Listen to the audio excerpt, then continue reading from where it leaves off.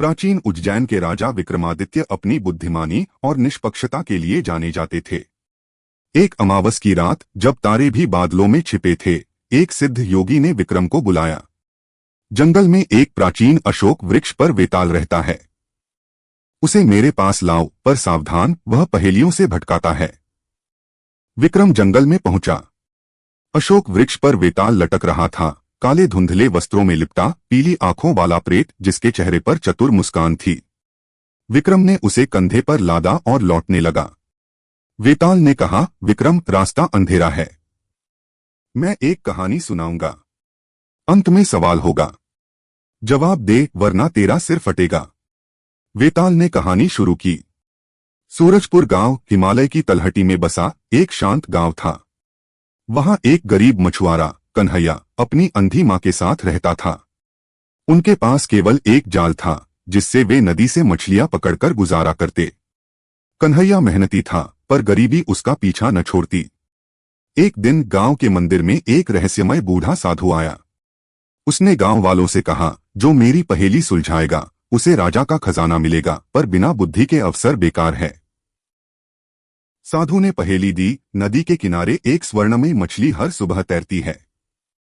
उसे पकड़ने की कोशिश करने वाला मछुआरे को एक सोने का सिक्का मिले, पर जो उसे समझदारी से उपयोग करेगा वही समृद्ध होगा। कन्हैया ने सिक्का पाया पर सोचा, यह मछली पकड़ने का चारा है। उसने सिक्के को जाल में डालकर मछलियां पकड़ी। फिर एक दिन उसे एक रत्नजड़ित चाकू मिला। उसने इसे मछली काटने में इस्तेमाल किया। उसका जीवन नहीं बदला। वेताल ने पूछा, विक्रम, कन्हैया को खजाना मिला, फिर वह क्यों गरीब रहा? विक्रम बोला, वेताल, क्योंकि कन्हैया में बुद्धि की कमी थी। उसने स्वर्ण सिक्के को चारा और रत्न चाकू को साधारण औजार समझा। बुद्धि के बिना अवसर बेकार है। वेताल ने कहानी आगे बढ़ाई। सूरजपुर के बाजार में एक व्यापारी सेठ लालचंद कन्हैया को मछली बेचते देखा। उसने जाल में सिक्का देखा और पूछा, यह कहाँ से मिला? कन्हैया बोला, नदी में मिला, एक बोरी अनाज के लिए दे दूंगा। सेठ ने सिक्का लिया और उसे राजा सूर्यदेव को भेंट किया। राजा ने सेठ को एक खेत दिया। फिर सेठ ने रत्नजड़ित चाकू एक बोरी चने के लिए लिया और राजा को भेंट किया। राजा ने उसे और धन दिया। सेठ का लालच बढ़ा। उसने सोचा, कन्हैया हर बार कीमती चीजें लाता है, मैं उसे राजा बनाकर अमीर बनूंगा। उसने नदी किनारे एक भव्य महल बनवाया, कन्हैया को राजसी वस्त्र पहनाए और राजा से बोला, दक्षिण में एक सम्राट है जो आपकी पुत्री सूर्यकांति से विवाह करना चाहता है। विवाह तय हुआ, पर कन्हैया बुद्धि के अभाव में जब सूर्यकांति सजधजकर उसके कक्ष में आई, डर गया। उसे लगा यह कोई जलपरी है जो उसे नदी में ले जाएगी। वह चिल्लाता हुआ नदी की ओर भागा और किनारे पर गिर पड़ा। राजा ने उसे पकड़वाया और मृत्युदंड का आदेश दिया। वेताल ने पूछा, विक्रम, कन्हैया को महल और राजकुमारी मिली, फिर वह क्यों संकट में पड़ा? विक्रम ने कहा, क्योंकि बुद्धि के बिना उसने अवसर को समझा नहीं। सूर्यकांति को जलपरी समझकर वह भागा। बुद्धि ही अवसर को सार्थक बनाती है।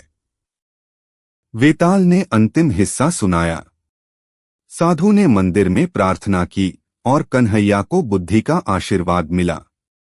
अगली सुबह राजा के सामने कन्हैया बोला, महाराज, मेरे कुल में मान्यता है कि विवाह की पहली रात यदि नदी से पुकार आए तो उसे बचाना वधू का कर्तव्य है। मैं एक डूबते को बचाने गया। राजा प्रसन्न हुआ, कन्हैया को गले लगाया और उसे उत्तराधिकारी बनाया। वेताल ने पूछा, विक्रम, अब बता, अवसर बढ़ाया बुद्धि? विक्रम ने दृढ़ता से कहा, बुद्धि। अवसर साधु ने दिया, पर बुद्धि ने कन्हैया को बचाया और सम्राट बनाया। बुद्धि के बिना अवसर बेकार है। वेताल हंसा और बोला, विक्रम, तेरा जवाब सटीक है। बुद्धि ही प्रकाश है। यह कहकर वह पेड़ पर लौट गया, पर विक्रम के मन में बुद्धि की ज्योति जल उठी। नैतिक शिक्षा, अवसर जीवन में आते हैं, पर बुद्धि ही उन्हें सार्थक बनाती है। बुद्धि के बिना सब व्यर्थ है।